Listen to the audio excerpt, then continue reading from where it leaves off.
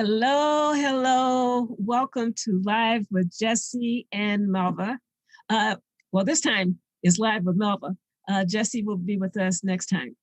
Welcome to our series, the continuation of our series, Secrets to Lasting Love. Um, I've, I know I've said it before how excited I am about the series. Jesse's excited about it too, because when I think about all the ideas that I'd love to share with you, that we would like to share with you, it gets pretty exciting. I think about that sometimes when working with clients and some of the work that we're doing together. And it is just fascinating to me about um, having the opportunity to share tools with couples to normalize their lives, to normalize the challenges that they're having in the relationship, and to help them to see that challenges are really opportunities for growth. So, and the reason why we have a lot of secrets, or we're sharing secrets, is because a lot of people don't know what they don't know. And so if you don't know what you don't know, then you do what you do know, and it'll get you in trouble, especially when you're having challenges. And so that's what the secrets are all about. The other part about revealing the secrets to you is helping you to see that you have within you the qualities and characteristics to tap into those secrets, those secret elements. We call them hidden treasures within. And the reason why most people are not expressing them is because they don't know that they exist. Now, here's the thing, there are times when I'll notice this sometimes. People will notice things that they really admire in another person, characteristics and what have you. And one thing that I learned a long time ago, especially in the Imago work that Jesse and I do, is that um, those qualities that many of us admire in others, they live in us. They're just not developed, um, or if they are developed, they're underdeveloped. And so check it out the next time when you're aware that you are admire something about somebody else. The same is true on the flip side. Some of the things that frustrate us about other people also live within us. And those are the things that we don't want to know about. And what's interesting about that is those are the things that the people that we love complain about. And maybe they criticize us about, or maybe they judge us about. So nobody wants to know about the places where they fall short unless they're looking at it within the context of, I wonder if this is a part of me that wants to grow. And so that I am showing up more and more as a better version of myself. Life is a journey to us. And so step by step, day by day, we have an opportunity to tap in all that good stuff within. So we have covered 3 secrets so far. So this time we're going to cover secret number 4. And before we tap into secret number 4, just want to do a quick review of the other 3 secrets. So we're telling the story of James and Marion, and we love to tell stories about that are connected to the concepts and the tips that we are sharing and presenting. And so this is James and Marion's story. It's their journey. And it's about how they turn argue night into date night. Now, these are 2 people who love each other. They've been together about 25 years. They're empty nesters.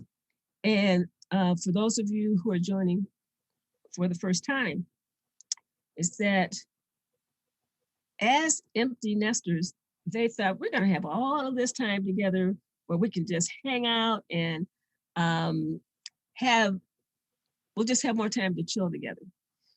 Well, they found out that didn't happen, and that many times what they would go, because they're very active couple. They're active in their community. They both still have full-time jobs. They're happy in their jobs, even though their jobs can be stressful at times. But when they get home together, and when they go out together, they get into these arguments, and they have the same argument over and over again. And sometimes they cannot remember what they're arguing about. Okay, so what did we do so far? So far, well, they decided that they wanted to shift out of this, and they didn't know how. So the first step that they did was they took a look at their marriage, and they made a list of pros and cons. Pros about what was working, and cons about what was not working.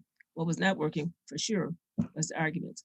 So they made that list, and they are aware that they have enough good stuff going in their marriage to think about moving forward and taking the next step, and to figure out how to turn this around. So they tried to do it on their own, but they kept getting stuck in the same place. So anyway, they know that they have something solid to work with. The second thing that they did was they discovered the psychology of the 7-year-old that lives within them. That 7-year-old lives within us as well. And then we gave examples about how that 7-year-old shows up in their marriage. Not only how it shows up, but last time we talked about how that 7-year-old impacts the other person. So what they did for homework was, in terms of just getting in touch with the psychology or getting to know the 7-year-old within, they did a day-to-day journal about what happened on the inside when they got triggered. They journaled their feelings, they journaled their thoughts, and mostly they journaled and paid attention to how they reacted. So this time, leading to secret number 4, they decided to share their journals in terms of what this whole process was for them on the inside. And they discovered something very interesting. They discovered that when they became reactive, and they became reactive in different ways, and that both ways hurt. Those reactions were negative. The fight, flee, freeze, play dead, hide, or submit reaction is really hurtful to the person who's on the receiving end. So when they got in touch with that, because they were very much aware of how the other person's behavior impacted them and how badly they felt when they were impacted that way. But when they had the awareness that their reaction was also hurtful, it was a big eye opener.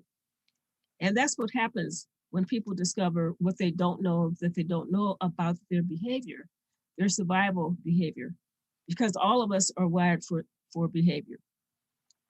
So they were able to put the 7-year-old that lives within them into context. And there's a quote that I saw that I really like that fits what they're dealing with. And that is, some people use their own hurt as an excuse for hurting others. Roland Mirolo, I hope I didn't mess up your name, Roland. And that happens, when a person is hurting, often they become hurtful. When a person is frustrated, sometimes they become frustrating. We mentioned this last time. When a person is scared, sometimes they become scary. So now James and Marion have more information about an impact that they didn't know they had and that they don't feel comfortable about. But the good news is that they want to do something about it. So now that takes us to secret number 4. So now that they know that they have been wounding each other, then the next step for them is to have some information about what to do next. And what to do next is to heal the wounds. So many times when we're working with couples and they're dealing with affairs or um, any frustrating behavior that takes one of the partners like out of the connection, then one thing that we support couples to do is to get in touch with what needs to be healed. And of course, what needs to be healed is that impact of that negative behavior. And the reason why people need to be more aware of it is because, according to John Gottman, another quote that I like, and also it fits in the context of the way that we work, is that we repeat what we don't repair because we are human beings.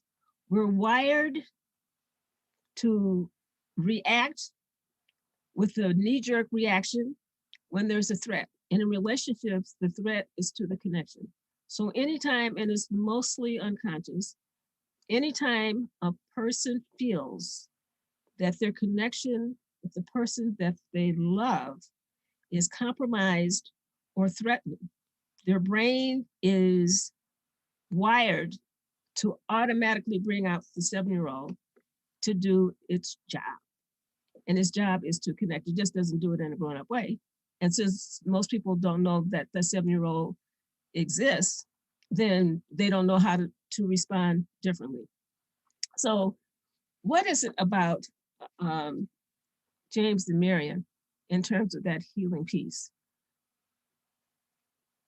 Here's the thing, and this is another quote from Tony Robbins, and that is, if you do what you've always done, you'll get what you've always gotten. Marion and James was having the same argument over and over and over again. And even though often they didn't remember what they were arguing about, what they did know was that they would get into arguments and sometimes they would spiral out of control. And so, why should Marion and James and the rest of us be concerned about healing the wounds caused by the 7-year-old within? And I want to say something about that 7-year-old. That 7-year-old is not bad. It's not good or bad, right or wrong. It's just doing its job, and it only knows how to do it one way. That's why the whole quote about if you do what you keep doing, you'll get the same results.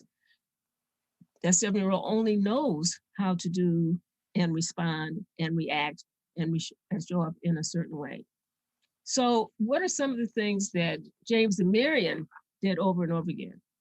So, a theme for Marion is that she knows that when she and James are out of sorts and nothing is resolved, she knows that she feels distant and disconnected from him.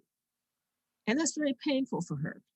She says, sometimes talking to James feels like talking to a wall.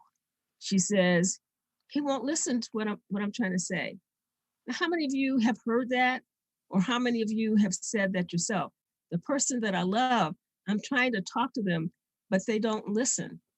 So she said, now, if he does listen, or if he does respond, a clue that he's listening, that he'll respond with some kind of judgment or criticism. And that hurts. That's the part of James's 7-year-old showing up, and it's very hurtful. Now, this is what scares Marion. She believes if they don't get past this, a couple of things could happen. One thing that could happen is that James would get so frustrated that he would turn away from her because he already shuts down.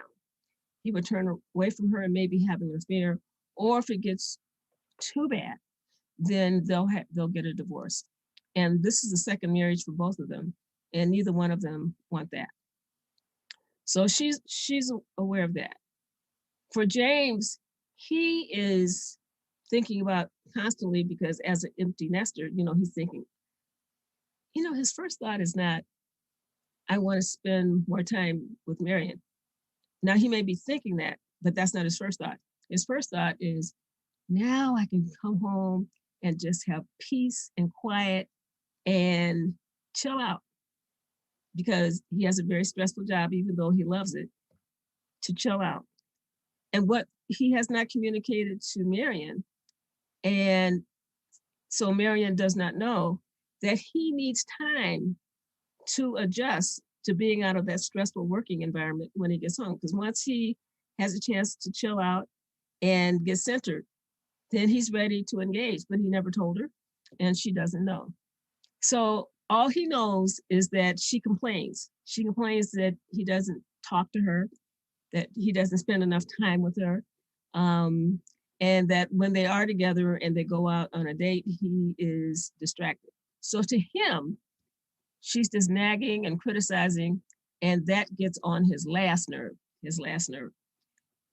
And he feels distant and disconnected and doesn't want to connect with her. So they got to the point where the argument got to the place that for him, being at home or coming home was more stressful than being at work. That is not a good feeling. So the tuning her out was the way that he took care of himself on a 7-year-old basis. So his concern was that things would get so bad that I think there was a time that Marion said to him that he was so distracted that she wondered if there was somebody else. And he said, no, I'm not having an affair. He said, but he doesn't want Marion to keep doing what she's doing because he doesn't want to get any ideas. But he's not thinking about an affair now. What he is thinking about, though, is that he wants to get on the other side of this. He doesn't know how, and he doesn't want another divorce. So both of them are clear that they don't want a divorce. So that brings us to secret number 4. More about secret number 4. And that is to identify the wounds that need to be repaired so that they can heal, so that they can turn their argue night into date night and have the connection that they want. So when they were able to identify how they contributed to the nightmare or the conflict, and they weren't pointing fingers at each other anymore, that they were looking within, then they were in a place to begin to identify. And, actually reading each other's journals supported them to get in touch with how the other person was affected. And that was a good thing. That was a good thing for them. And so, as I think about that, and I think about people in relationships who love each other and keep getting stuck, that one step to know that one way that one person takes care of themselves when they are in survival mode affects the other person, and being aware that that impact is hurtful, that puts a person in a place to move to a place of compassion. Because no one wakes up in the morning and asks themselves, well, how can I hurt my partner today? I don't know anybody that says it. Now, maybe there are people who say that, but I know that I don't know anyone that says that. And it's so interesting anytime I bring that up in a session with the couple, because I'll tell them, if you're coming here and you want to work things out, then I know that that's not your agenda when you get up in the morning. It is not Marion and James' agenda either. And so they are very clear that they want to not get rid of their 7-year-old, but they want to have more awareness about how they can work with that 7-year-old within, so that the 7-year-old works for them instead of against them. So I'm curious about you. What about you? First of all, are you aware of the 7-year-old that lives within? And the reason why I call that part 7 years old, because the brain was wired by the age of 7 years old, about uh, how a child perceives the world and how much positive experiences that they expect to have based on the accumulation of experiences that they've had in their household, and therefore how many negative experiences they can have. So let's say that every person needs units of 10 verbal um, or nonverbal human contact on a day-to-day basis. So let's say by the age of 7 years old, this child has experienced on a daily basis, when they do the averaging and what have you, on a scale of 1 to 10, let's say that they have experienced maybe 6 positive connection experiences on a day-to-day basis. So that means that they have 4 units left. And if they don't know how to, or they have not experienced 4 more positive experiences, verbal and nonverbal, then they figure out a way to fill up the cup, so to speak. And what do? That they they create 4 more units in a negative way. So what that means is maybe they'll throw tantrums, maybe they will become frustrating, maybe they will give a series of no's to whatever they're asked to do. Now, consciously, they don't know that's what's going on, but unconsciously, that's what goes on with the 7-year-old, and it also goes on with us as adults. So that's something else to pay attention to, because when the cup is not full, then we are so creative as human beings. We'll come up with a way to fill up those extra units. And here's the other thing about that survival part of the brain that the 7-year-old controls, is when we don't have what we need, then what will happen is the brain will go into a way of visualizing and imagining the worst possible catastrophic reason why things are not happening. And that catastrophic thinking also will fill up the units that have not been met for the day. Just think about a time that something happened and you didn't know the reason for it happening. Think about where your thoughts went. Did you go into catastrophic thinking? We all do it. So just know that what is going on is that you're trying to get some kind of peace. You're trying to get grounded in some kind of way. And sometimes when catastrophic thinking is going on, when your buttons are pushed and you think that you cannot get the reconnection back with the person that you love, your 7-year-old does take over. So just think about that for yourself. And then as you think about it, think about whether your reaction, whether you minimize or whether you maximize.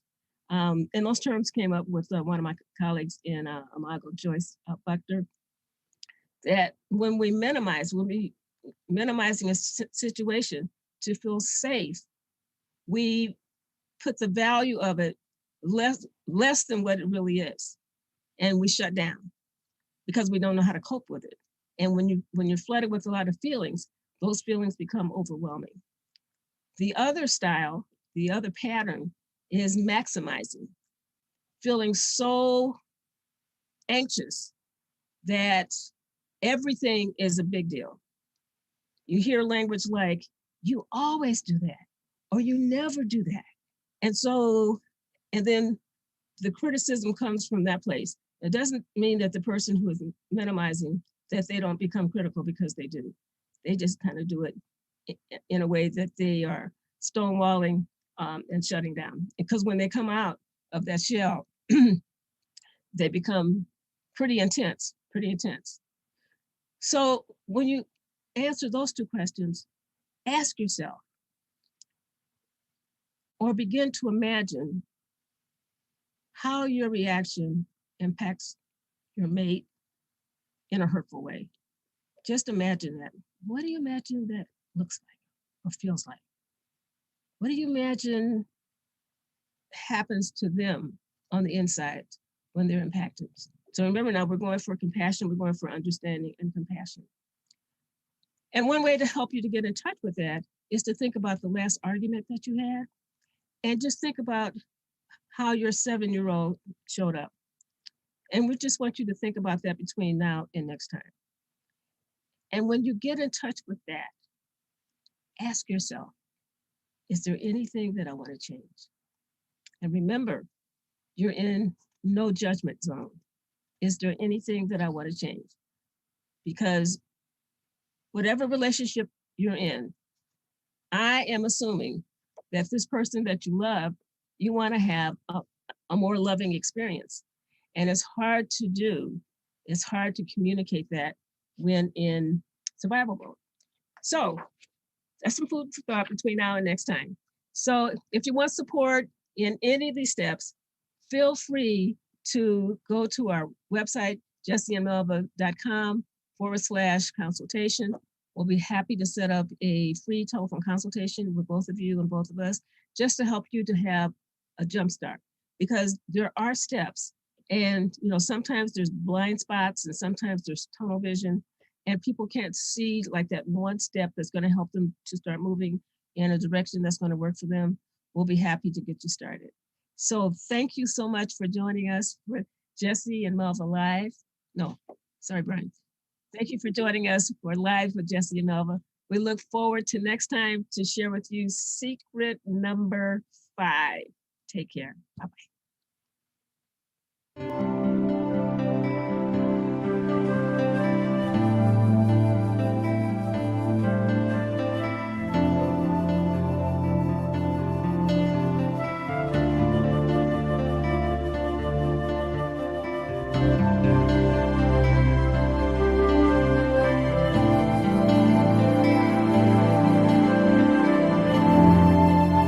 Watch Live with Jesse and Melva right here on Solivity TV every Sunday at 5:30 Eastern.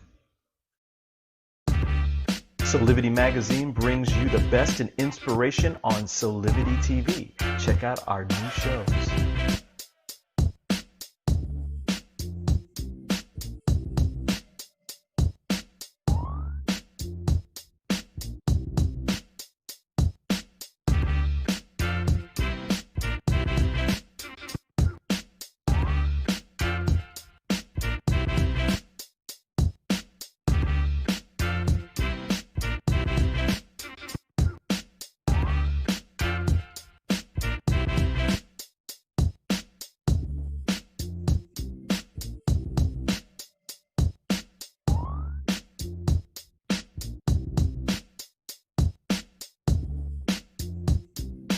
Mark your calendars for Solivity Magazine shows by going to solivity.com now.